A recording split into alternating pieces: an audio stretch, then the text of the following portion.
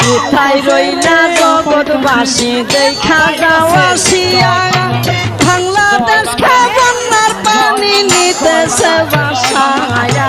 ঘরে পানি বাইরে পানি বাঁচিব খই গিয়া বন্ধু হে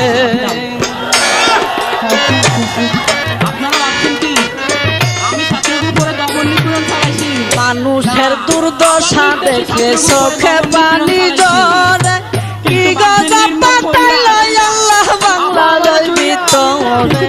হাহাকার পড়িয়া গেছে গ্রামের ঘরে ঘরে বন্ধু হে